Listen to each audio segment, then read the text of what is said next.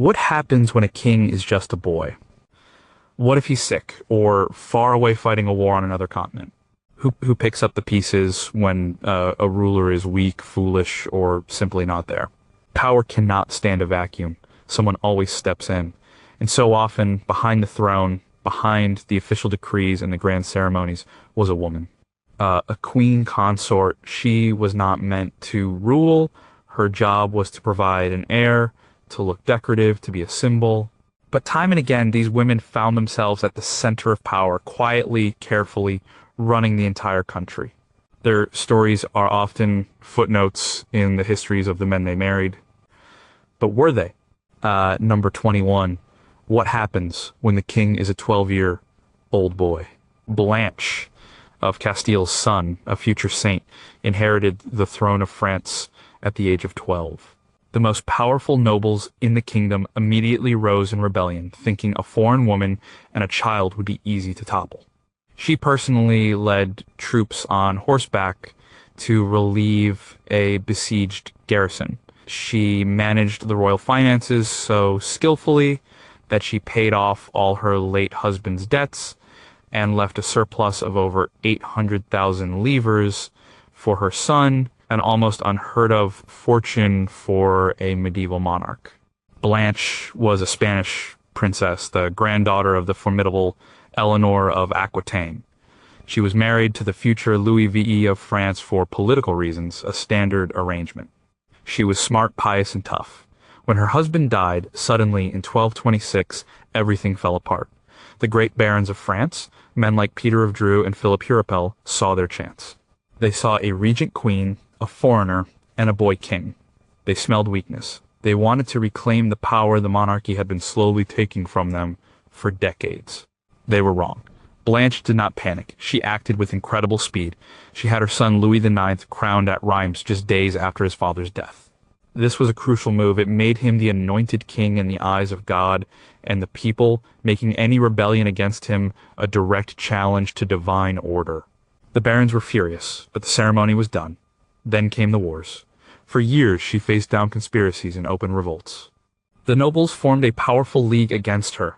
They tried to kidnap the young king. Blanche got wind of the plot. She and Louis were forced to shelter in the fortress of Montlhéry. The people of Paris, loyal to her and the young king, heard of their plight. They armed themselves and lined the road from the fortress all the way back to the city, forming a human shield to protect their monarch as he returned.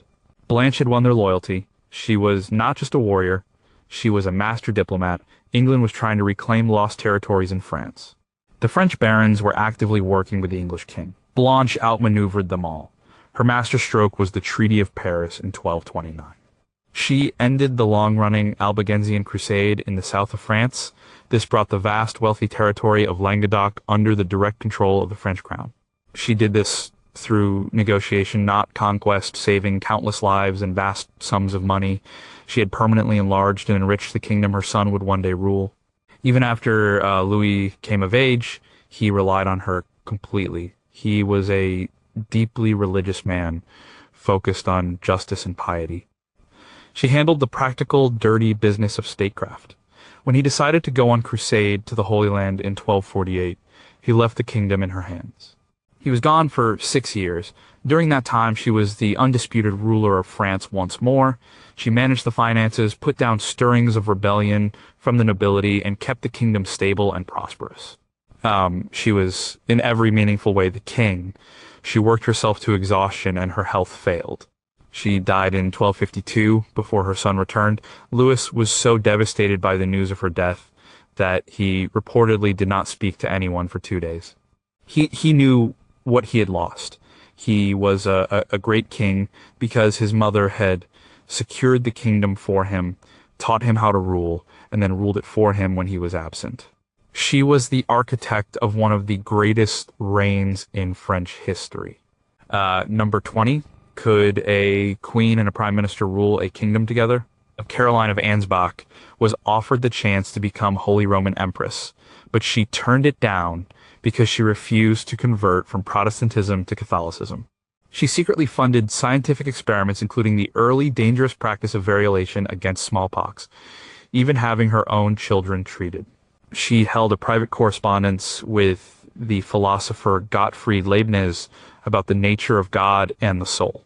And for over a decade, she and the Prime Minister Robert Walpole formed a political partnership that effectively governed Great Britain, using her husband, King George II, as a figurehead. Caroline was a German princess from a minor state, but she was famously intelligent and well-educated. She married George Augustus, who would later become George II of Great Britain. Her husband was not a stupid man, but he was stubborn, had a volcanic temper, and was far more interested in military affairs and his German territory of Hanover than in the complexities of British politics. He found the British Parliament tedious and its members infuriating. Caroline, on the other hand, understood power. She saw that the real authority in Britain was shifting towards Parliament and the King's chief minister. The most powerful minister was Robert Walpole. Many people at court hated Walpole and tried constantly to undermine him. Caroline recognized that Walpole was brilliant at managing the government, handling finances, and keeping the country stable. She decided he was essential. So they formed an alliance. Walpole would never go to the king with a new policy or a difficult proposal directly. He would go to Caroline first. They would discuss it for hours. She would probe the weaknesses in his arguments, suggest changes, and master every detail. Then she would approach the king. She knew her husband's moods and his vanities better than anyone. She would never tell him what to do. Instead, she would gently guide the conversation, planting ideas in his head, making him believe that Walpole's policies were his own brilliant insights. George II would then proudly announce his new plan to his ministers, unaware that it had been carefully scripted by his wife and prime minister days before. This partnership was the engine of the British state for more than a decade. While the king was away in Hanover, which was often, Caroline was officially named regent. She governed openly, chairing meetings of the Privy Council and handling all state business. Her political judgment was considered far superior to her husband's. Her foreign ambassadors knew that to get anything done, they needed Caroline's approval, not the king's. She was also a major cultural and intellectual force. Her court was a center of art, music, and science. She was friends with Handel. She supported Alexander Pope. She was fascinated by Isaac Newton's work. She filled the royal palaces with great art, but her main work was political. She and Walpole navigated diplomatic crises, managed the national economy, and controlled a fractious parliament. They kept Britain peaceful and prosperous during a turbulent time. When she died in 1737, the king was inconsolable, but it was Robert Walpole who perhaps best understood the loss.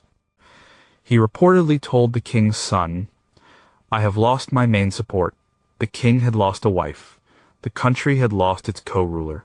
Number 19. What if the king was a foreigner who barely spoke the language? When Mary of Modena became Queen of England, she was a 15-year-old Italian princess who spoke no English. Her husband James, Duke of York, was more than 20 years her senior. Within a few years, she was a key political operative for the Catholic cause in a fiercely Protestant country.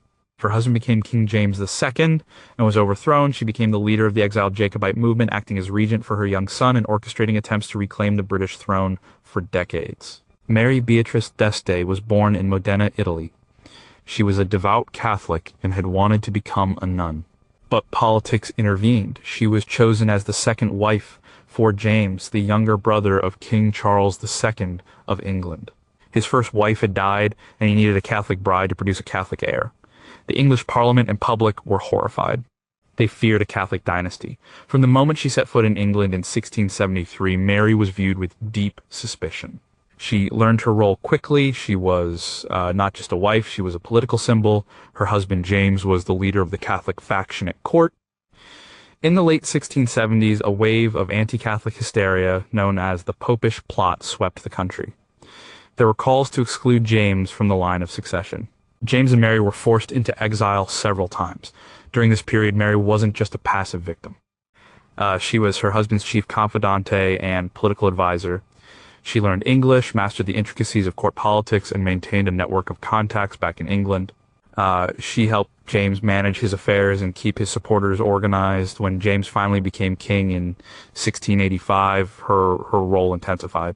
James II was stubborn and politically clumsy. He tried to force pro-Catholic policies on a hostile country too quickly. Mary tried to advise him to be more moderate, to move more slowly. She understood the political climate better than he did. He often didn't listen. Her main political act as queen was the birth of her son, James Francis Edward Stuart, in 1688.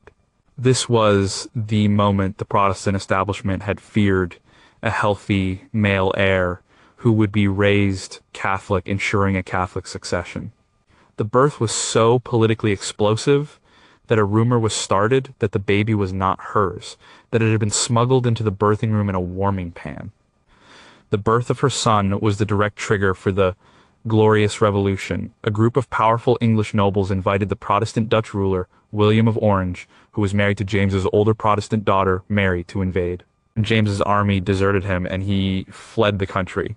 Mary had to escape with her infant son, reportedly disguised as a laundress. In exile in France, she truly came into her own. James II fell into a deep depression and became increasingly focused on religion. It was Mary who ran the Jacobite court. When James died in 1701, the French king recognized her 10-year-old son as the rightful King James III of England. Mary was declared regent. For the next 17 years, she was the undisputed leader of the Jacobite cause. She managed the finances, which came from pensions from the French king and donations from loyal supporters. She directed espionage networks in England and Scotland. She planned invasions and coordinated uprisings, like the one in 1715. She corresponded with European leaders, trying to gain support for her son's claim. She was in effect a queen without a country, running a government in exile, constantly plotting to regain a lost throne. She never succeeded, but for decades she was one of the most dangerous and determined political players in Europe. Number 18. Can a woman hold the world's largest empire together? The Empress Dowager Cixi of China effectively controlled the Qing dynasty for 47 years, from 1861 until her death in 1908. During her rule, she oversaw the suppression of the massive Taiping Rebellion, which cost at least 20 million lives. She navigated disastrous wars with France and Japan. She initially supported the anti-foreign Boxer uprising and then switched sides when it was failing, ultimately surviving the invasion of China by an 8-nation alliance. Cixi started her life in the Forbidden City as a low-ranking concubine to the Xianfeng Emperor. She was one of many. Her path to power was through her son. In 1856, she gave birth to the emperor's only surviving male heir. This instantly elevated her status. When the emperor died in 1861, her son was just 5 years old. A council of 8 regents was appointed to rule for him. Cixi was not supposed to have any political power. As the emperor's mother, she was expected to live in quiet retirement. But she was ambitious and intelligent. She, formed an alliance with the late emperor's principal wife, Empress Dowager Cixi, and with Prince Gong, the late emperor's brother, who had been excluded from the regency.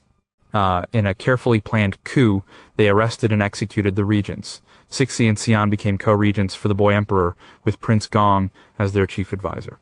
From this point on, Cixi was the real power. Xian was not interested in politics, so Cixi made the decisions. For the next 4 decades, she ruled from behind the curtain. Since women were not allowed to be present in the audience hall where the emperor met his ministers, she would sit on a throne hidden behind a silk screen, listening to the proceedings and whispering her instructions to the emperor on the other side. Everyone knew who was really in charge. Her long reign was a time of immense crisis for China.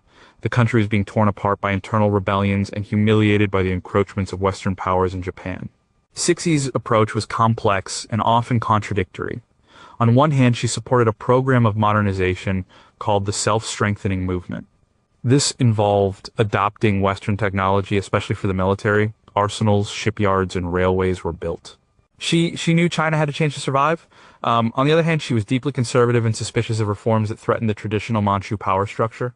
In 1898, her nephew, the Guangxu Emperor, tried to rapidly modernize China with a program called the 100 Days Reform. Cixi saw this as a threat to her own power and the stability of the dynasty. She launched another coup, put the emperor under house arrest, and executed the leading reformers. Her most disastrous decision was her support for the Boxer uprising in 1900. The Boxers were a secret society that wanted to drive all foreigners out of China. Cixi, misjudging the situation, declared war on all the foreign powers at once.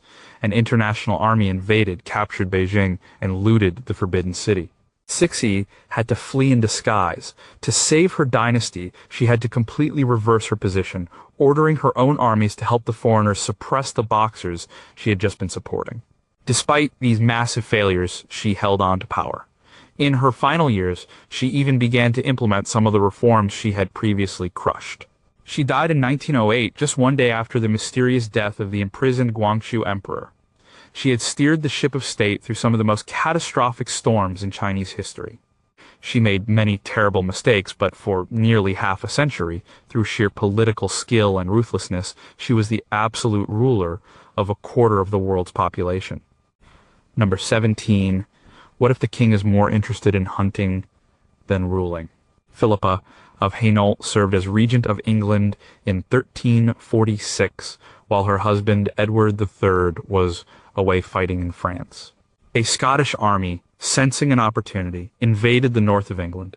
Philippa, pregnant at the time, rode north herself, rallied the English troops near Durham, and gave a rousing speech to them from horseback before the Battle of Neville's Cross.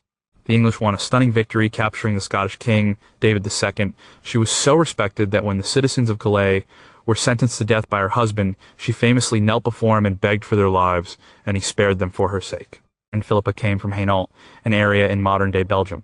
Her marriage to Edward III of England was political, designed to create an alliance against France. But unlike many royal marriages, it became a genuinely close and affectionate partnership that lasted for over 40 years. Edward was a strong and capable king, a warrior focused on his claim to the French throne, which started the 100 Years' War.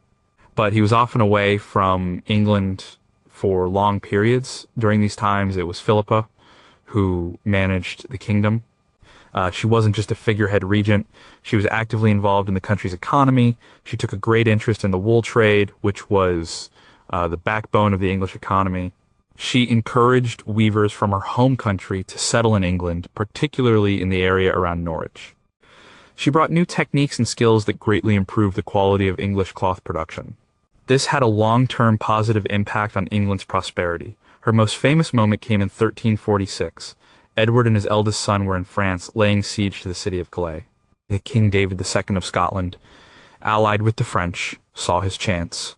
He led a large army into northern England, assuming the country was undefended. And he was wrong. Philippa, acting as regent, did not wait in London. She raised an army and traveled north. She was not a general, but she was the symbol of royal authority. Her presence inspired the English commanders and soldiers. Before the battle, she rode among them, encouraging them to defend their land and their honor. The result was the Battle of Neville's Cross. It was a complete disaster for the Scots. Their army was shattered, and their king was captured. Philippa sent the captured Scottish king back to her husband in France as a trophy. She had successfully defended the realm from a major invasion while the king was away. She was also known for her compassion, which was a form of soft power. The story of the burghers of Calais is the most famous example. After a long siege, the city of Calais surrendered to Edward. He was furious at their long resistance and demanded that 6 of the city's leaders come to him barefoot with ropes around their necks to be executed. It was a brutal but common practice of the time. Philippa, who had just joined him in France, knelt down in front of the entire court and pleaded with him to show mercy. She said it would be a bad omen for her unborn child if he carried out the executions. Edward, who adored her, gave in. He said, "I cannot refuse you." This act cemented her reputation as a kind and merciful queen, which in turn increased popular support for the monarchy. She was a partner to her husband in every sense. He waged the wars, and she managed the kingdom, secured the economy, and protected the home front. Number 16, could a queen's intelligence network save a throne? Anne of Austria, the wife of King Louis GI of France, spent 20 years at the French court being marginalized and suspected of treason because of her Spanish origins. When her husband died, she became regent for her 4-year-old son, the future Louis XIV. She appointed Cardinal Mazarin as her chief minister, and together they defeated a massive 5-year-long rebellion of nobles and judges known as the Fronde. Her personal intelligence network and unwavering support for Mazarin were crucial in keeping the young king on his throne. Anne was a Spanish Habsburg princess married to Louis Chi to seal a peace treaty between France and Spain. The problem was that France and Spain were perennial enemies. For most of her marriage, she was treated with suspicion. The king's chief minister, Cardinal Richelieu, hated her and believed she was a Spanish spy. He was probably right. She did maintain a secret correspondence with her brother, the King of Spain. She was isolated, childless for over 2 decades, and deeply unhappy. Everything changed in 1643. Louis Chi died. Their son, Louis, was just 4 years old. According to the late king's will, Anne was to be the head of a regency council, but her powers were to be severely limited. She could not make any decisions without the council's approval. This was a direct insult designed to keep her from having any real power. Anne was not going to accept that. On her first day as regent, she went to the Parliament of Paris, the highest court in the land. In a brilliant political move, she had the king's will overturned. The judges, hoping to gain favor with the new regent, granted her absolute and total authority. She was now the sole ruler of France. Her first and most important decision was to appoint Cardinal Mazarin as her chief minister. Mazarin was an Italian diplomat chosen and trained by her old enemy, Richelieu. The great nobles of France, who had been suppressed by Richelieu, expected Anne to get rid of him and restore their old privileges. When she kept Mazarin, they were outraged. This led to the Fronde, a series of civil wars that convulsed France from 1648 to 1653. It was a chaotic and dangerous time. The rebellion was led by the highest princes of the blood and the most powerful judges. At several points, Anne, the young king, and Mazarin were forced to flee Paris. The royal family was even held under virtual house arrest in their own palace. During these years, Anne was the rock of the monarchy. Mazarin was a brilliant diplomat, but was hated as a foreigner and had to flee France twice. Anne never wavered in her support for him. They communicated through secret letters using code. She ran the government, managed the loyalist armies, and used her own network of informants to stay one step ahead of the rebels. The rebels were never truly united. They were a collection of powerful individuals, all with their own selfish goals. Anne and Mazarin exploited these divisions, bribing some, promising amnesty to others, and using military force against the most stubborn. She was also focused on one thing above all else, preserving the absolute authority of the crown for her son. She taught the young Louis XIV the art of politics. He watched her deal with treacherous nobles and defiant judges. He saw her courage when they were surrounded by Parisian mobs. He learned from her that a king could never trust the nobility. These lessons were burned into his mind. After 5 years of fighting, the Fronde was finally crushed. The nobility was exhausted and discredited. The people of France were desperate for peace and order. When Louis XIV was declared of age, Anne handed him a kingdom that was once again stable, with the authority of the king stronger than ever before. Her regency was the crucible in which the Sun King was forged. She had saved the throne through sheer endurance and political skill. Number 15, what if the king suffered a complete mental breakdown? Isabeau of Bavaria was Queen of France during one of its most chaotic periods. Her husband, King Charles VI, suffered from recurring bouts of severe mental illness, believing he was made of glass and might shatter at any moment. During his periods of incapacity, which could last for months, Isabeau became the head of the government, chairing the royal council and trying to navigate a kingdom torn apart by the rivalrous ambitions of the king's brother and uncles. She controlled the royal treasury, negotiated with England during the 100 Years' War, and for a time was the only stable center of power in a disintegrating France. Isabeau was a German princess who married Charles VI in 1385. The first few years of her marriage were relatively normal. But in 1392, the king had his first public breakdown. While leading a military expedition, he suddenly became paranoid, drew his sword, and attacked his own men, killing several before he could be subdued. From then on, his life was a cycle of madness and lucidity. When he was mad, he didn't recognize his wife or children. He would roam the halls of his palace howling, like a wolf. The kingdom was left without a leader. Power fell to a council of regency dominated by the king's powerful relatives, the Dukes of Burgundy and Orleans. They were bitter rivals, more interested in enriching themselves and building their own power bases than in governing France. And Isabeau found herself caught in the middle. Initially, she had little formal power, but as the king's condition worsened, her authority grew. She was the one constant presence. She was the mother of the heir. She became the head of the royal council. This meant she was the one who had to mediate between the warring factions of Burgundy and Orleans. It was an impossible task. Their rivalry escalated until, in 1407, the Duke of Orleans was assassinated in the streets of Paris on the orders of the Duke of Burgundy. This plunged France into a full-scale civil war between the Armagnacs, the party of the late Duke of Orleans, and the Burgundians.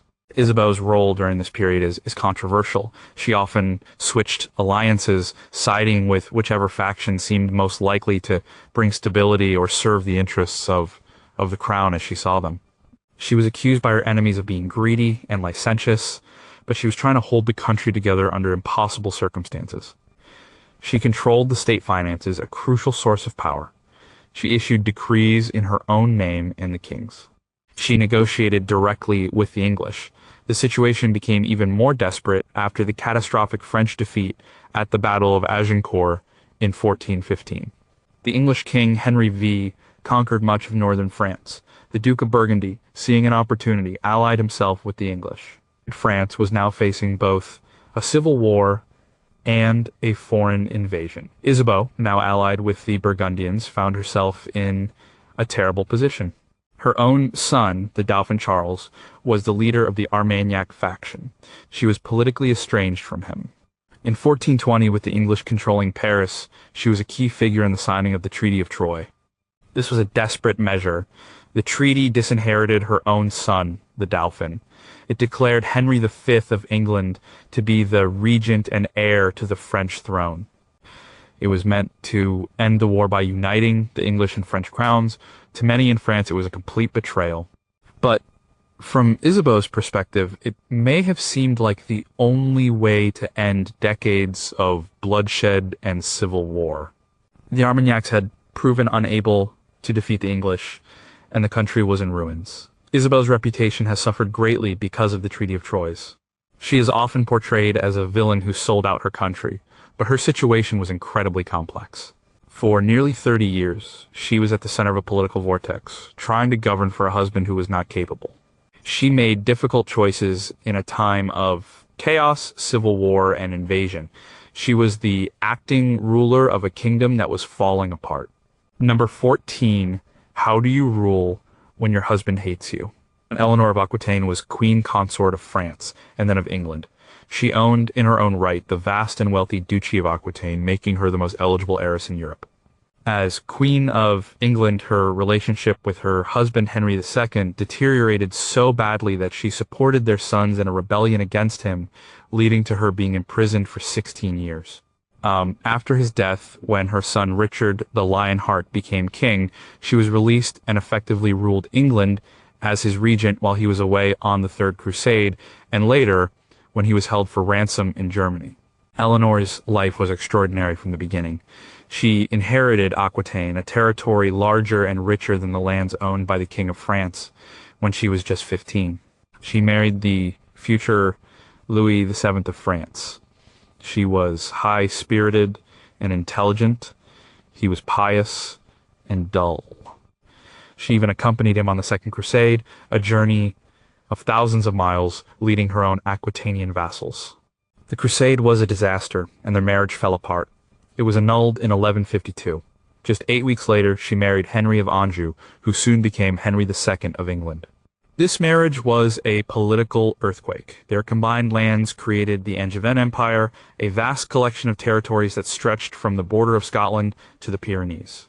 For the first decade of their marriage, they were a power couple, traveling constantly throughout their empire, producing heirs and ruling jointly. But the relationship soured. Henry was a brilliant but ruthless ruler, and he was famously unfaithful. Eleanor was not a woman to be ignored. As their sons grew up, they became resentful of their father who gave them titles but no real power. In 1173, Eleanor and her three eldest sons, Henry, Richard, and Geoffrey, launched a massive revolt against Henry II. It was a huge gamble. The revolt failed, and Henry II was furious. He forgave his sons, but he did not forgive his wife. He had Eleanor in prison. She remained his prisoner, moved between various castles in England for 16 years. Her political life seemed to be over. But then, in 1189, Henry II died. Her favorite son, Richard, became king. One of his first acts was to order her release. At the age of 67, Eleanor emerged from prison, and her political career began its most important phase. Richard was a great warrior, but had little interest in the day-to-day business of governing England. His passion was the crusade. He spent only a few months of his 10-year reign in England. As soon as he became king, he set off for the Holy Land. He left Eleanor in charge. She was not officially named regent, but she was the authority. She ruled in his name. She signed rights, managed the finances, and presided over the king's council. She traveled the country, ensuring the loyalty of the barons. She was essentially the queen ruler. Her biggest crisis came when Richard, on his way home from the crusade, was captured and imprisoned by the Duke of Austria, who then handed him over to the Holy Roman Emperor. The emperor demanded a colossal ransom for his release, 150,000 marks, a sum that was 2 to 3 times the annual income of the English crown. At the same time, Richard's younger brother John tried to seize the throne, allying himself with the King of France. Eleanor, now in her early 70s, took charge of everything. She worked tirelessly to raise the ransom money. She imposed new taxes, confiscated wealth from churches and barons, and organized the massive logistical effort of collecting and shipping the silver. She also had to fight a political war against her own son, John. She rallied the loyal barons, secured the country's defenses, and outmaneuvered John at every turn. After more than a year of effort, she had raised the money. She then personally traveled to Germany, a long and arduous journey for a woman of her age, to deliver the ransom and bring her son home. She had saved the king and the kingdom, even after Richard's return, and later during the reign of her son John, she remained a powerful political force, arranging diplomatic marriages and securing her beloved Aquitaine until her death at the age of 82. For 16 years she was a prisoner. For the decade that followed, she was the real ruler of England. Number 13, can a former actress save an empire from itself?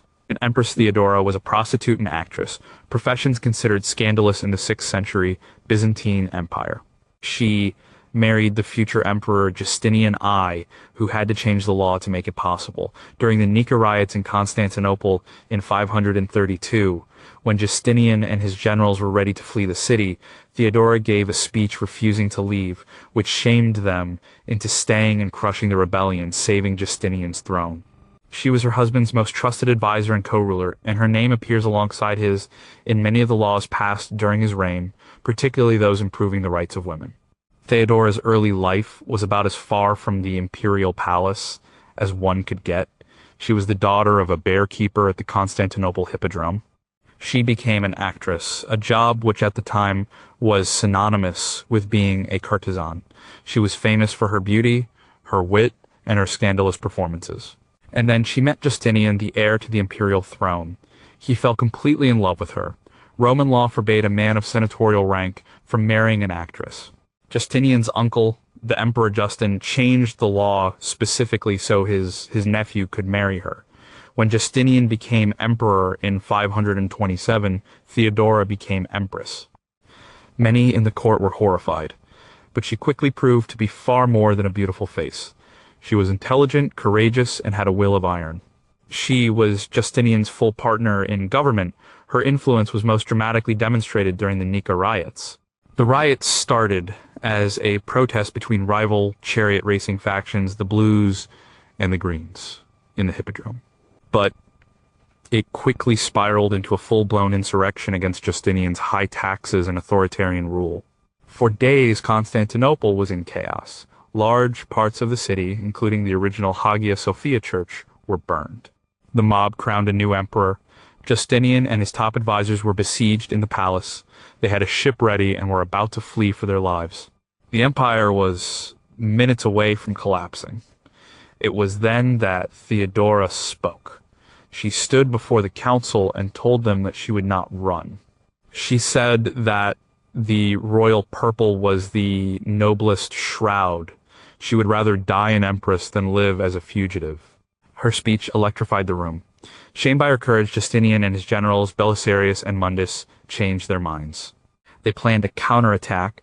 Belisarius led his troops into the hippodrome, where tens of thousands of rioters were gathered, and slaughtered them. The rebellion was crushed. Theodora's words had saved the throne. From that day on, her position as Justinian's co-ruler was unshakable.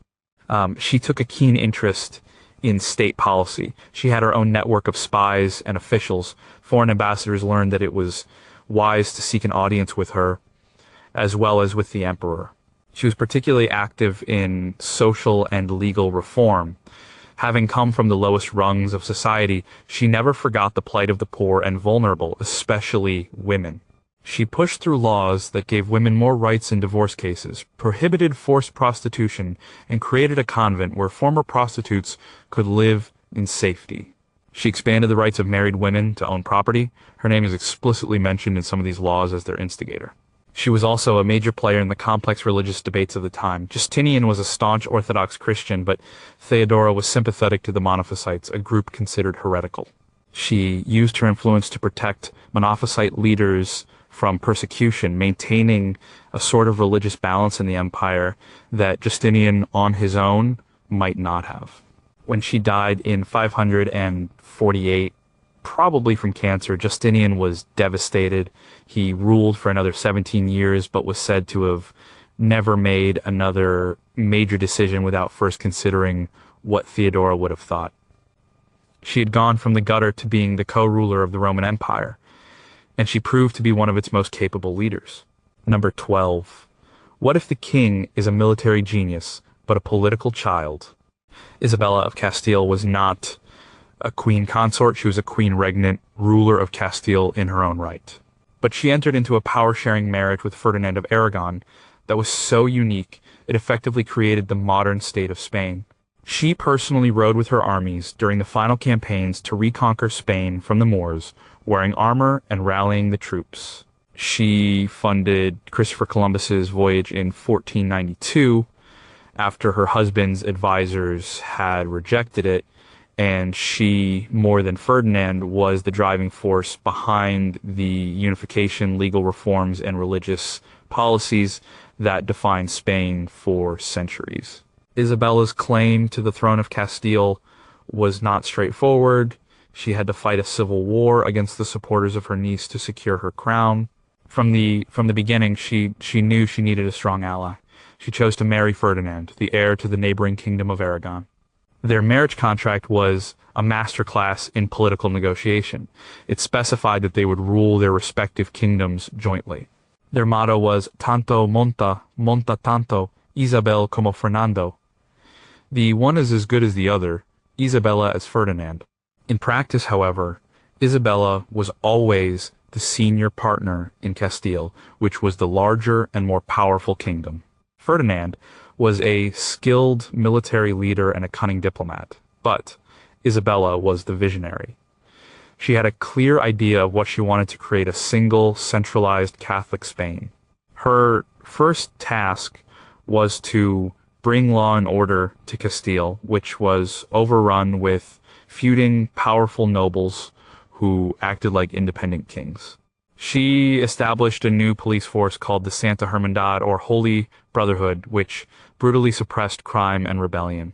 She traveled the kingdom constantly, dispensing justice personally. She stripped the nobles of much of their power and centralized it in the crown. Her biggest project was the completion of the Reconquista, the centuries-long effort to retake Spain from the Muslim Moorish kingdoms. The last remaining Moorish state was the Emirate of Granada in the south. Ferdinand was the commander of the armies, but Isabella was the quartermaster general and the inspiration. She was present at the military camps for long periods. She organized the supply lines, established field hospitals, one of the first in European history, and raised morale. When the final victory came in 1492 with the surrender of Granada, it was seen as her personal triumph.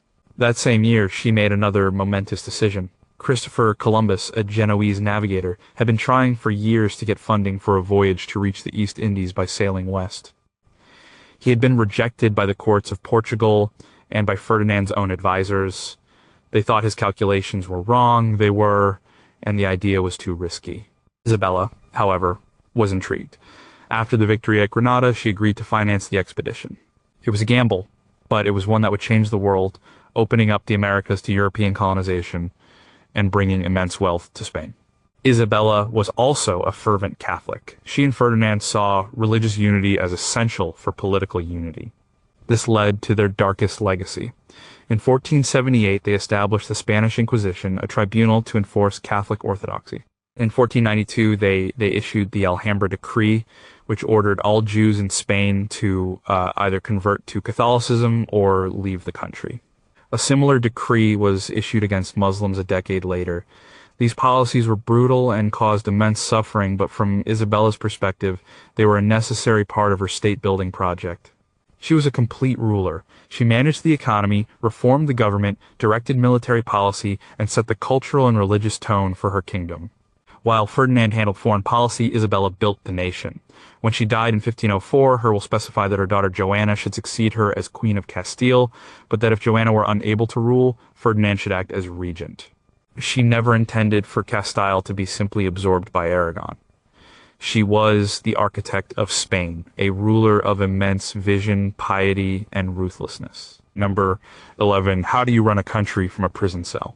Maria I of Portugal was declared mentally insane, and her son acted as regent. His wife, Carlota Joaquina of Spain, was a deeply ambitious and conservative political operator who was constantly plotting to increase her own power. When Napoleon's armies invaded Portugal in 1807, the entire royal court fled to Brazil, ruling the Portuguese Empire from Rio de Janeiro for 13 years. During this time, Carlota Joaquina engaged in her own foreign policy, attempting to seize territory in Spanish South America and establish herself as the ruler of a new empire. She even plotted to overthrow her own husband. Carlota Joaquina was a Spanish princess married to the future John VI of Portugal when she was just 10 years old. It was a miserable marriage. They were politically and personally incompatible. John was indecisive and good-natured. Carlota was sharp, cunning, and fiercely ambitious. She despised her husband and the liberal ideas that were sweeping Europe after the French Revolution. Her mother-in-law, Queen Maria I, descended into a state of severe religious mania and grief and was deemed unfit to rule. John became Prince Regent. This was Carlota's chance to get involved in politics. She became the center of a faction of conservative nobles who opposed John's more moderate policies. She was constantly involved in conspiracies. Her political life, however, was transformed by Napoleon. In 1807, a French army invaded Portugal. The British Royal Navy offered the Portuguese royal family an escape route.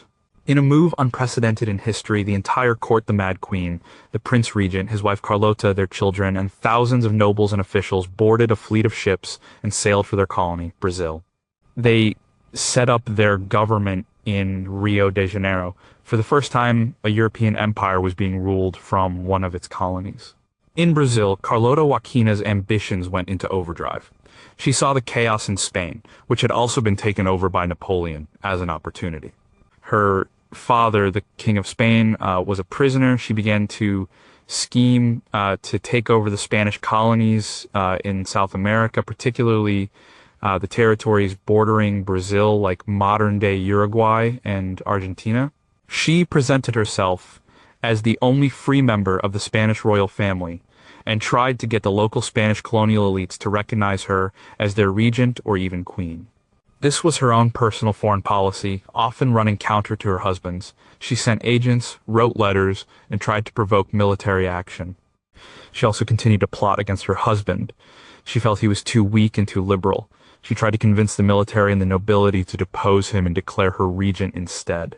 Her plots were discovered, and she was placed under virtual house arrest in a palace outside Rio, but she never stopped scheming. After Napoleon's defeat, things got even more complicated. In 1820, a liberal revolution broke out in Portugal, demanding the king's return and a written constitution.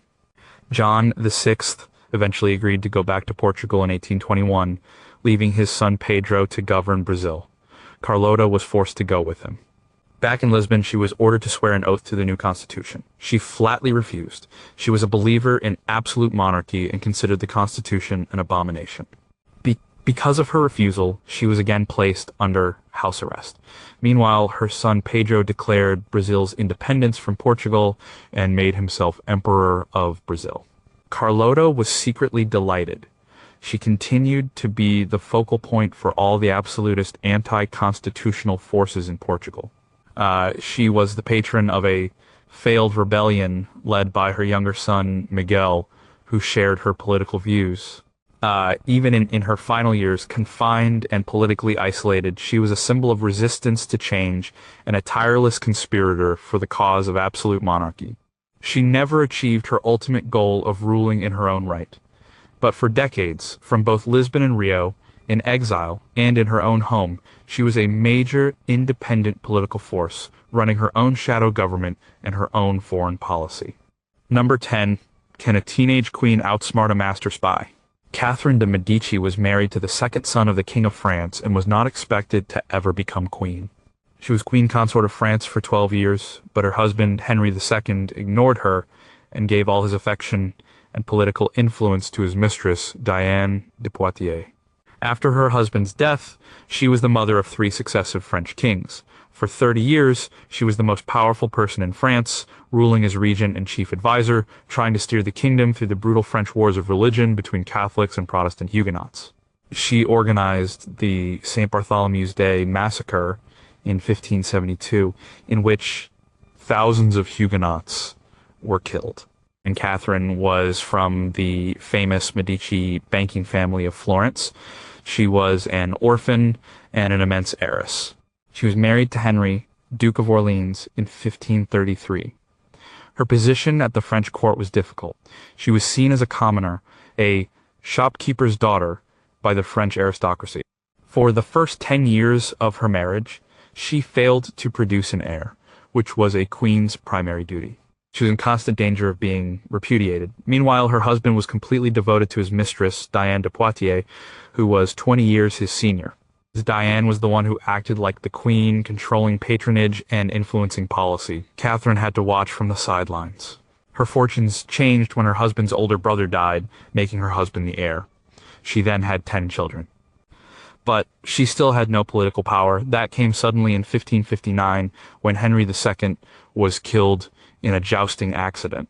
Her eldest son, Francis II, became king. He was just 15 and in poor health. He was also married to Mary, Queen of Scots, whose powerful Guy's family relatives quickly took control of the government. Catherine was still on the outside, but Francis II died after just 1 year. Her second son, Charles IX, became king. He was only 10 years old. This time, Catherine acted decisively. She had herself declared regent. At the age of 41, after decades of humiliation, she was finally in charge. The problem she inherited was a kingdom tearing itself apart over religion. The Protestant Reformation had gained a strong foothold in France, especially among the nobility. The country was a powder keg. Catherine's goal, above all else, was to preserve the monarchy and the inheritance of her sons. She was not a religious fanatic. Her policy was one of moderation and tolerance. She tried to find a compromise between the Catholics and the Huguenots.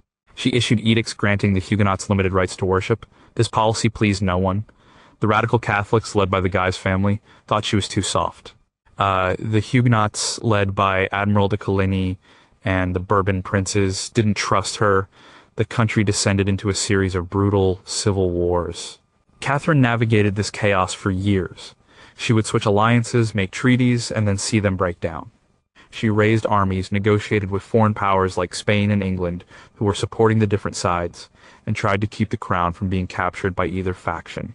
Her most infamous act came in 1572. After a temporary peace, many leading Huguenots were in Paris to celebrate the wedding of Catherine's daughter to the Huguenot prince Henry of Navarre. It was meant to be an act of reconciliation, but tensions were high. Admiral de Coligny, the Huguenot leader, was gaining influence over her son, King Charles the Next, and was pushing for a war with Spain.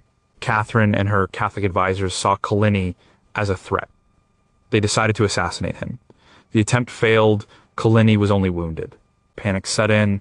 The Huguenots were furious and calling for revenge. Catherine, fearing a Huguenot uprising and a new civil war, made a fateful decision. She apparently convinced the king that they needed to launch a preemptive strike. On the night of St. Bartholomew's Day, royal troops killed Coligny and other Huguenot leaders.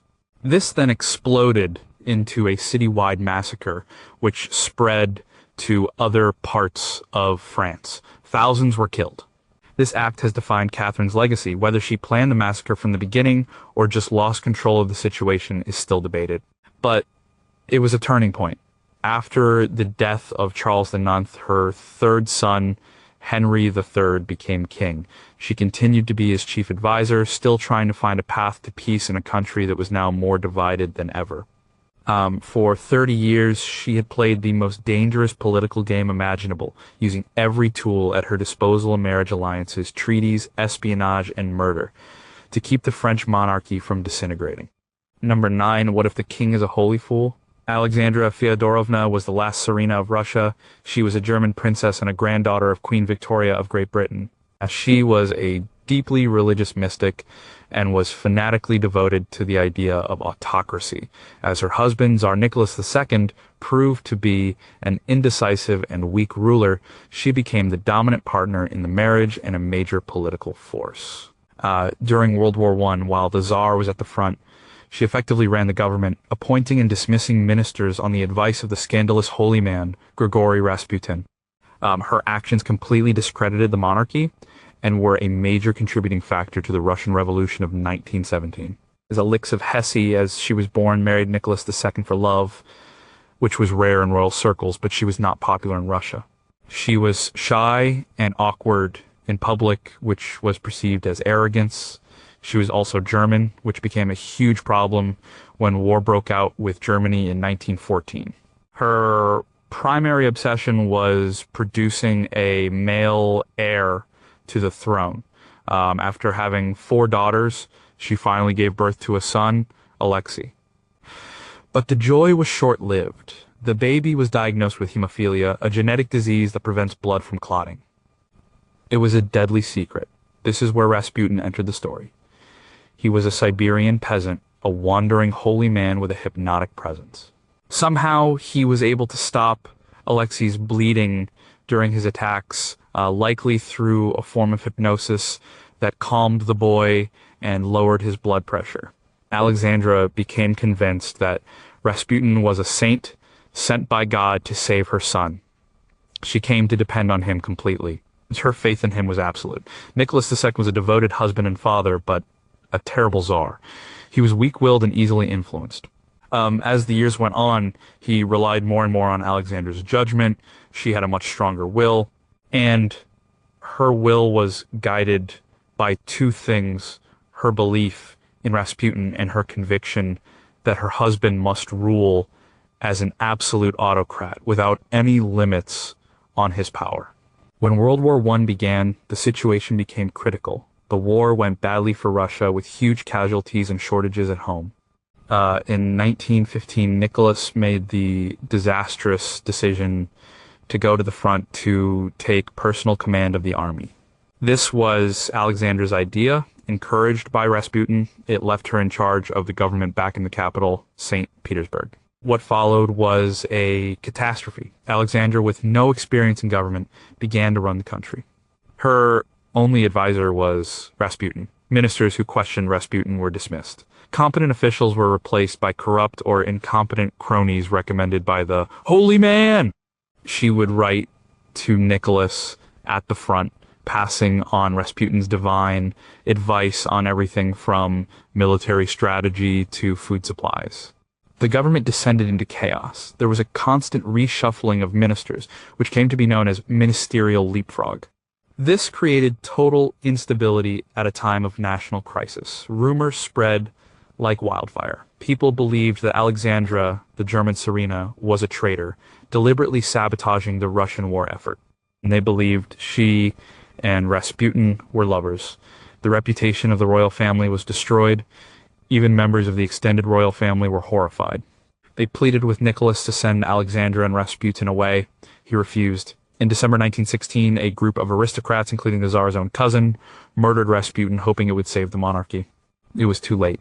Rasputin's death only confirmed Alexandra's belief that the world was against them. She became even more isolated. Just a few months later, in March 1917, strikes and riots broke out in St. Petersburg. The army, disgusted with the government, refused to fire on the people and joined the revolution. The government collapsed. Nicholas II was forced to abdicate. The Romanov dynasty, which had ruled for 300 years, was over. Alexandra's misguided attempt to run the country had played a crucial role in its downfall. Number 8. How does an outsider conquer the heart of a nation? Empress Eugenie of France was a Spanish noblewoman who became the wife of Napoleon III. She was a major tastemaker in fashion and the arts, but she was also a serious political player. She served as regent for her husband on 3 separate occasions. She was a staunch conservative and a devout Catholic who heavily influenced her husband's foreign policy, particularly his support for the Pope and his disastrous intervention in Mexico.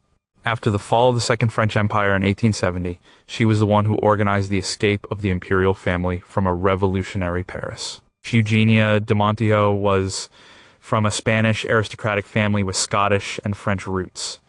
She met Louis Napoleon Bonaparte after he became president of France, and then, through a coup, Emperor Napoleon III.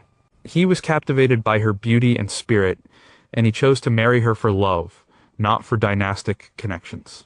This was unusual, and many at court looked down on her as a foreign adventurer. Eugenie, however, was determined to play a role. She established a brilliant court culture, setting trends in fashion that were copied all over the world.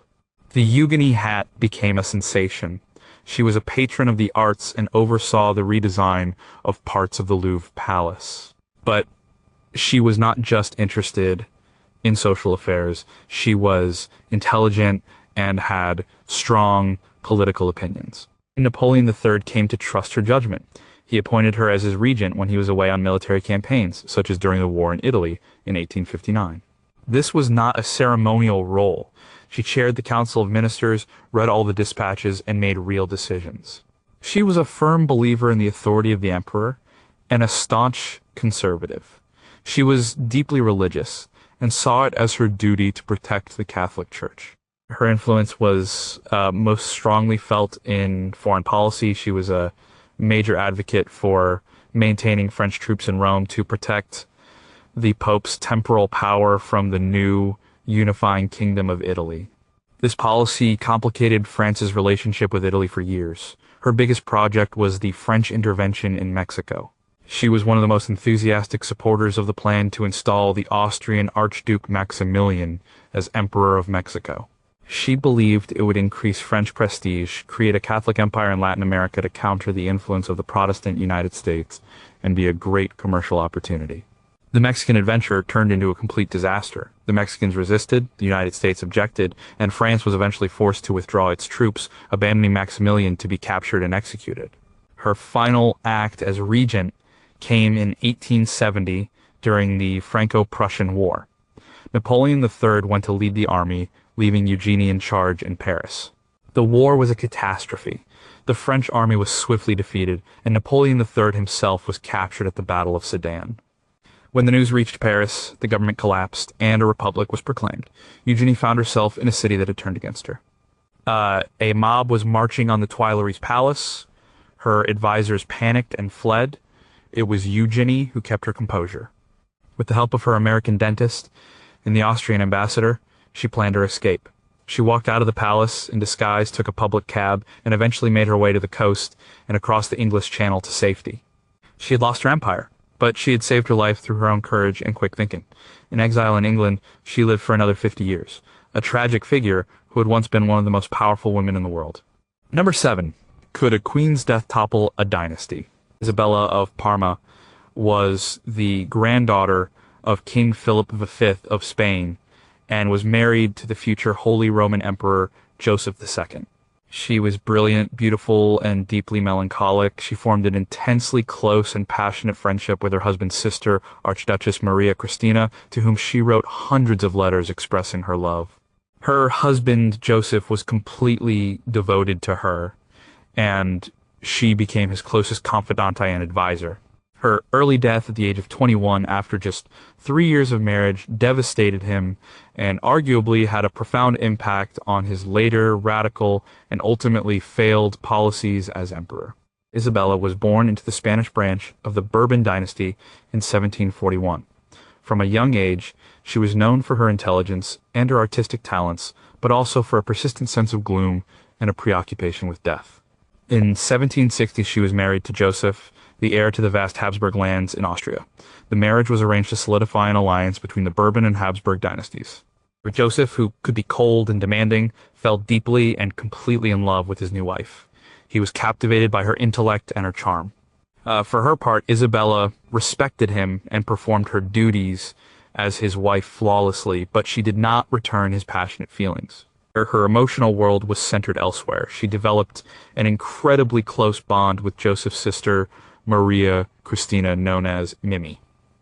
Isabella wrote over 200 letters to Mimi, which have survived. The letters are filled with an intense romantic passion. She calls Mimi her other self and her ongle. She writes of her desire to be with her constantly. While Joseph adored her, Isabella was finding her intellectual and emotional equal in his sister. This created a strange and intense triangle at the heart of the Viennese court. Despite her inner turmoil, Isabella became Joseph's primary political confidante. He was a man of the Enlightenment, full of ideas for reforming the empire. He discussed all his plans with her. He valued her opinion above all others. He wrote that she was the friend and confidante of all my secrets. She was able to moderate his more radical impulses and calm his impatient nature. She was the one person he would listen to. She was, in a very real sense, his partner in preparing for his future reign. Her role was cut tragically short. She gave birth to a daughter in 1 to 762, but suffered from a long period of illness and depression afterwards. In 1763, while pregnant with a second child, she contracted smallpox. She died at the age of just 21.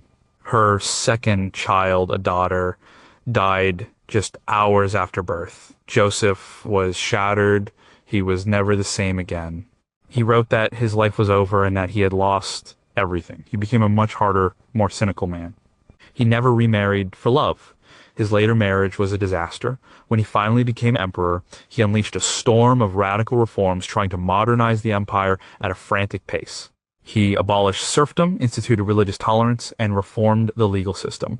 But he did it all with a brutal, uncompromising haste that alienated everyone, from the nobility to the peasantry to the church. Most of his reforms were repealed, and he died a bitter and disappointed man, his grand project a failure. It is impossible to know for sure, but many historians believe that if Isabella had lived, things might have been different. She was the one person who could have tempered his zeal. Her intelligence and her calming influence might have helped him to implement his reforms more slowly and carefully, to build consensus instead of imposing his will by force. Her death left a vacuum in his life that was never filled, and the consequences were felt across the entire empire. The loss of this potential queen consort may have changed the course of Austrian history. Number 6, what if the king believes he is a god? Nefertiti was the great royal wife of the Egyptian pharaoh Akhenaten during the 14th century BC. Akhenaten instigated a religious revolution, abandoning Egypt's traditional polytheistic religion in favor of the worship of a single deity, the sun Diskaten. Nefertiti was not just his wife, she was his co-ruler and an integral part of the new religion. In numerous carvings and paintings, she is shown in poses of power usually reserved for a pharaoh, such as smiting Egypt's enemies. For a period, she may have ruled as a pharaoh in her own right after her husband's death, under the name Nefernuaten. And Nefertiti's origins are a mystery. She appears in the historical record when she marries Akhenaten. Her name means the beautiful one has come. From the very beginning of his reign, Akhenaten elevated her to a status no queen had held before. Traditionally, a queen was a secondary figure. But in the new religion Akhenaten created, he and Nefertiti were the sole mediators between the god Aten and humanity. People were not to worship Aten directly. They were to worship the royal family. The art from this period, known as the Amarna period, is stunningly different from traditional Egyptian art. It is more realistic and intimate, and it is filled with images of Nefertiti. She is shown alongside her husband making offerings to the Aten. She is shown in a chariot leading processions. Crucially, she is often depicted as being the same size as the pharaoh, a sign of her equal status. In one famous relief, she is shown driving a chariot and smiting a foreign enemy with a mace, an image that was exclusively the domain of the male pharaoh, symbolizing his power to maintain order in the universe. She was clearly a full partner in his revolutionary project. They moved the capital of Egypt from Thebes to a brand new city built in the desert called Akhetaten, modern-day Amarna. This was a complete break with the past. They closed the old temples dedicated to gods like Amun-Ra, which had been the center of religious and economic life in Egypt for centuries. This was a direct attack on the powerful and wealthy priesthood of Amun. It was a political and religious upheaval of staggering proportions, and Nefertiti was at the center of it. Around year 12 of Akhenaten's 17-year reign, Nefertiti's presence in the historical record becomes more complicated. She seems to disappear from some inscriptions, and one of her daughters takes on a more prominent role.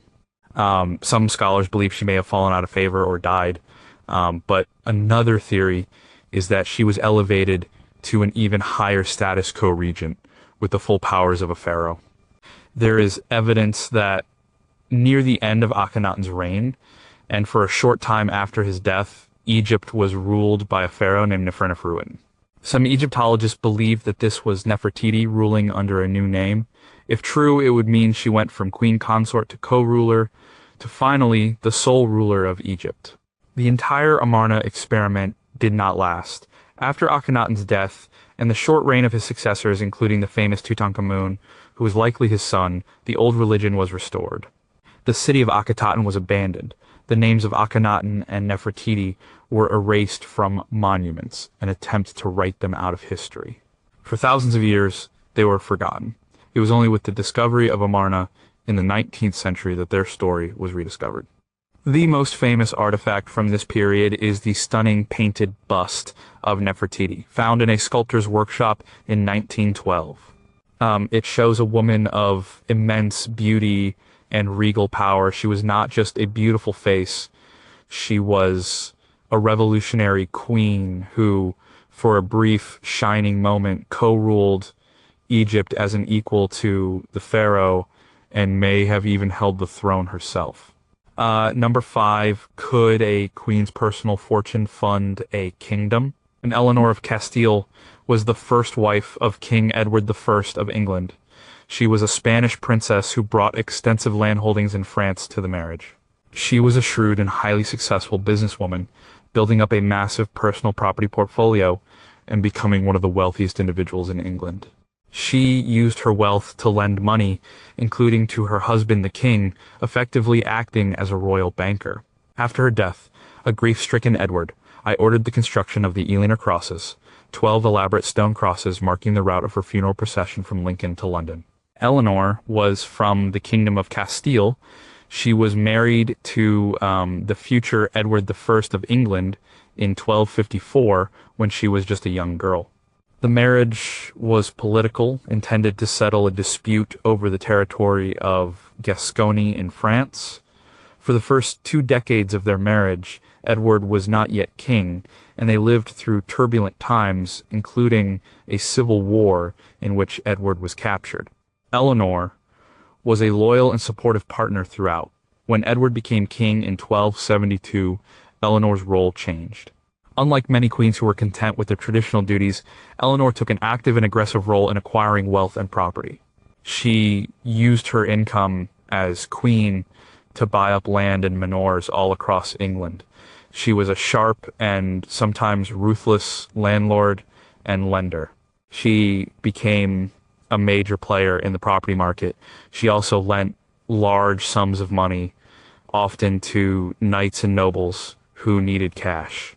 The interest rates were high. This made her unpopular with some of the aristocracy and the church, who accused her of greed. But her business activities were incredibly important for the crown. Edward the First was an ambitious and expensive king. He was constantly waging wars to conquer Wales and Scotland. He was a great legal reformer, and a massive builder of castles. All of this cost a fortune.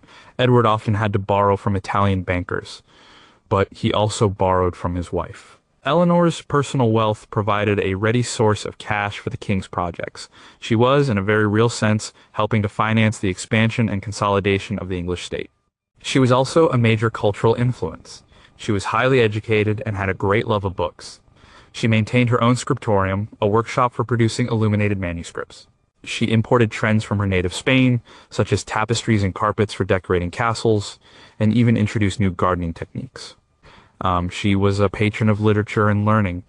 She was also her husband's constant companion and closest advisor. Edward I was a formidable and often intimidating king, known for his fierce temper, but his marriage to Eleanor was a famously happy and devoted one.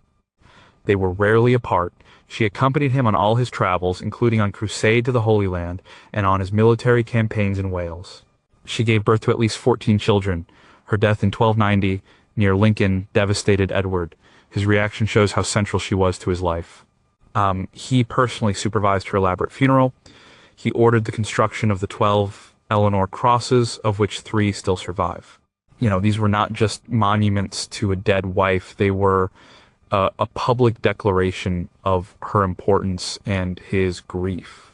He had lost not just the love of his life, but his most trusted partner, his advisor, and one of his most important financial backers. The kingdom was poorer for her loss in more ways than one. Number 4. How do you rule a kingdom and a continent-sized duchy? Blanche of Castile, the mother of King Louis the Next of France, twice ruled the kingdom as regent. The first time was when her son was a child, and she had to fight off rebellious barons to secure his throne. The second time was from 1248 to 1252, when the now adult King Louis went on the Seventh Crusade. During this second regency, she was the undisputed ruler of France. She dealt with a dangerous popular uprising, managed the complex finances of the crusade, and continued the process of centralizing royal power that she had begun 2 decades earlier. We have already met Blanche as the young regent for her boy king. But her second regency, when she was in her 60s, shows the full extent of her political skill. In 1248, Louis IX, a man of intense piety, decided to fulfill his vow to go on crusade. He was determined to recapture Jerusalem. It was a massive undertaking that would take him away from his kingdom for years. He had complete faith in only one person to rule, in his absence, his mother. So, at an age when most people would be retiring, Blanche once again took control of the government of France. She had to manage the huge logistical and financial challenge of supporting Louis's army in the east. Her crusades were incredibly expensive. She had to raise taxes, negotiate loans, and ensure that a steady stream of money and supplies flowed from France to Egypt, where Louis's army was fighting. While the king was away, she had to deal with a major crisis at home, the Shepherd's Crusade of 1251. This was a spontaneous and chaotic popular movement, mostly of peasants and shepherds. They claimed they were marching to help the king on his crusade. But the movement quickly turned violent. They criticized the church and the nobility for failing the king. They marched through the country, attacking clergy and creating widespread disorder. It was a dangerous challenge to royal authority. Blanche initially tried to support them, but when they became a threat to public order, she acted decisively, ordering the movement to be suppressed by force. She also had to continue the day-to-day business of governing. She presided over the royal courts, heard petitions, and managed relations with the still powerful nobility. She kept a close watch on the English, who still held territory in France and were always looking for an opportunity to expand. She ensured the kingdom remained stable and peaceful, which was essential for the war effort abroad. The news from the crusade was bad. Louis's army was defeated in Egypt, and the king himself was captured. An enormous ransom was demanded. It was Blanche who had to organize the collection and payment of this ransom to free her son. She worked tirelessly, managing every detail of the kingdom's administration. The strain took a toll on her health. She died in Paris in 1252 while her son was still in the Holy Land. When Louis finally returned to France 2 years later, he found a kingdom that was well governed and financially stable, despite the huge cost of his failed crusade. This was entirely due to his mother's work. She had not only saved his throne when he was a child, but she had also preserved his kingdom while he was away as an adult. Her 2 regencies were not just caretaker periods. They were times of active and effective rule in which she protected and strengthened the French monarchy. She was, without question, one of the most capable rulers in French history. Number 3. What if the king is a prisoner of war?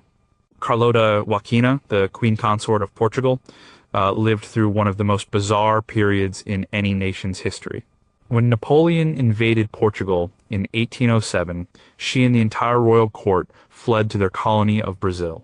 For over a decade, the Portuguese Empire was ruled from Rio de Janeiro. During this time, Carlota, who despised her husband, the Prince Regent John, engaged in constant political intrigue. She tried to get herself named ruler of the Spanish colonies in South America, and she plotted with disaffected nobles to overthrow her husband and seize power for herself. Born a Spanish princess, Carlota Joaquina was married to John, the heir to the Portuguese throne, in a political match. They were a terrible pairing. John was mild-mannered and indecisive. Carlota was fiercely ambitious, intelligent, and utterly ruthless. She was a staunch believer in the absolute power of the monarchy and hated the liberal ideas that were spreading across Europe. Their lives were upended by Napoleon. In 1807, to escape an invading French army, the entire Portuguese government and royal court, numbering some 15,000 people, boarded a fleet of ships and sailed for Brazil. It was an extraordinary event. Rio de Janeiro was transformed overnight from a colonial outpost into the capital of a global empire. For Carlota, this was an opportunity. Her own family, the Spanish royal family, were prisoners of Napoleon. She saw herself as the only free member of the Spanish Bourbons. She immediately began scheming to take control of the Spanish territories in South America that bordered Brazil, like modern-day Argentina and Uruguay. She sent secret agents and wrote letters to the Spanish colonial elites, urging them to accept her as their regent. This was her own personal foreign policy, often conducted behind her husband's back. She dreamed of carving out a new empire for herself. Her plotting was not limited to foreign affairs. She could not stand her husband's passive style of rule. She believed he was weak and incompetent. She became the center of a faction of conservative nobles in Rio who wanted a more authoritarian government. She actively conspired to have John declared mentally incompetent like his mother, the Mad Queen, Maria Eine, so that she could be named regent. Her plot was uncovered, and for a time she was forced to live in a separate palace, essentially under house arrest. But she never stopped her intrigues. The situation changed again after Napoleon's defeat. In 1820, a liberal revolution in Portugal demanded the king return and accept the constitution. And John VI, who had become king after his mother's death, eventually went back to Portugal in 1821. Carlota was forced to return with him. Back in Lisbon, she became the figurehead of the absolutist party. She was ordered to swear allegiance to the new constitution, and she refused point blank, saying it was beneath her dignity. As a result, she was again placed under house arrest and stripped of her political rights. But even from her confinement, she continued to be a powerful political force. She encouraged her younger son Miguel, who shared her absolutist views, to lead a rebellion against his father and the constitutional government. The rebellion failed, but it showed her enduring influence. She spent the rest of her life as the unyielding symbol of the old regime, constantly plotting to restore the absolute monarchy. She never achieved her ultimate aim of ruling alone, but for decades in 2 continents, she acted as a queen, running her own government in the shadows. Number 2, can a mother's love destroy an empire? And Blanche of Castile, the Spanish princess who became Queen of France, is a prime example of a queen consort who was the de facto ruler. Her husband Louis V died in 1226, leaving their son Louis the Next as a 12-year-old king. The great feudal lords of France saw this as a golden opportunity to reclaim the power they had lost to the monarchy. They rebelled immediately. They underestimated the Queen Mother. For the next decade, Blanche of Castile was the ruler of France, and she ruled with an iron fist and a brilliant political mind. The situation she faced was perilous. A coalition of the most powerful nobles in France, including the Duke of Brittany and the Count of Champagne, joined forces with King Henry III of England to challenge her authority. They saw her as a foreign woman, an easy target. Blanche's first move was to secure her son's coronation. She rushed him to Reims, the traditional site for crowning French kings, and had him anointed. This simple act made him God's chosen ruler, and any rebellion against him was now not just a political act, but a sin. It was a powerful piece of political theater. Then she took to the battlefield. She was not a general, but she was a commander. She raised armies, directed campaigns, and sometimes traveled with her troops to boost their morale. On one occasion, the young king was nearly captured by rebellious nobles. The citizens of Paris, who were loyal to Blanche, famously turned out in force to line the road and escort him back to safety. She had won the support of the common people. She was also a master of diplomacy. She skillfully broke apart the coalition of her enemies. She would negotiate with one, offering them land or money, to peel them away from the others. Her greatest diplomatic achievement was the Treaty of Meaux Paris in 1229. This treaty formally ended the Albigensian Crusade in the south of France. It brought the vast and wealthy county of Toulouse into the royal domain through a marriage alliance. With this single treaty, she massively increased the size and wealth of the kingdom she was holding in trust for her son. She was also a meticulous administrator. She took control of the royal finances, which had been left in a poor state. She reformed the tax system and managed the treasury so well that when Louis IX came of age, he inherited a kingdom that was not only larger and more stable, but also solvent. Even after Louis was old enough to rule in his own right, he continued to rely heavily on her advice. She had trained him to be a king, instilling in him a deep sense of justice and piety that would later lead to him being canonized as St. Louis. But she always remained the power behind the throne, the ultimate guarantor of royal authority. When Louis left on his first crusade in 1248, he didn't appoint a council of nobles to rule in his absence. He simply left his mother Blanche in charge again. She was 60 years old, and she ruled France for another 4 years until her death. She had saved the throne for her son, and then she built the foundations of the powerful, centralized French state that he would preside over. For the better part of 3 decades, she was the true ruler of France. Number 1, can one woman be queen of 2 enemy nations? Eleanor of Aquitaine was, at different times, Queen of France and Queen of England. By birth, she was the Duchess of Aquitaine and Gascony, which made her the ruler of a huge territory in what is now southwestern France. When her son Richard the Lionheart became King of England in 1189, he immediately left on the Third Crusade. For the next several years, Eleanor, then in her late 60s, ruled the Angevin Empire.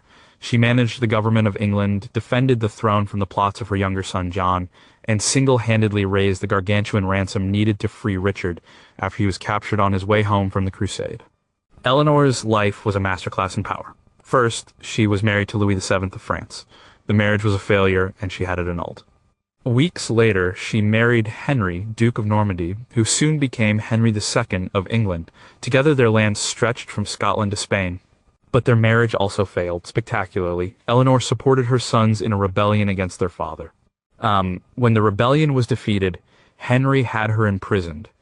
She remained a prisoner for 16 years. Her political career seemed over, but in 1189, Henry died, and her favorite son, Richard, became king.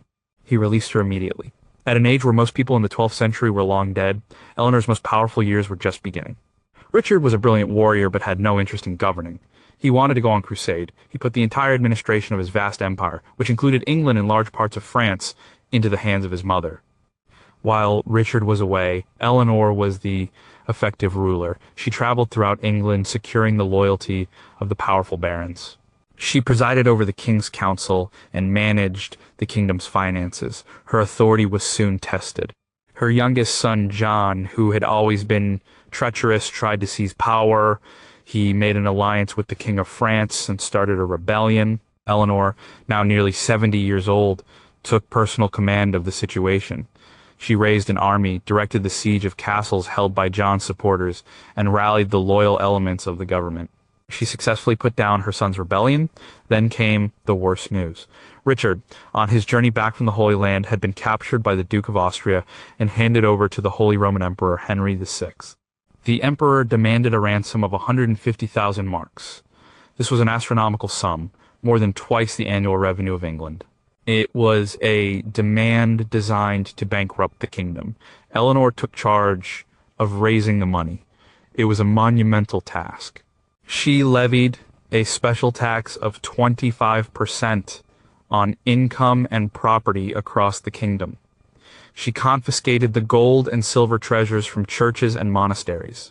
She cajoled and threatened the barons into contributing. For over a year, she presided over this massive national effort. When the money was finally collected, she did not just send it. Now, in her early 70s, she personally escorted the vast treasure across Europe to Germany to pay the ransom and bring her son home. She had saved the kingdom twice, once from internal rebellion and once from financial ruin and the loss of its king.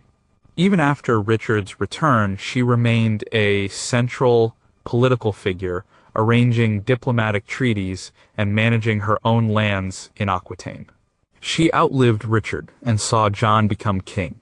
She was still active in politics into her 80s. She was a duchess in her own right, a queen of two kingdoms, and the regent and ruler of one of the most powerful empires in Europe.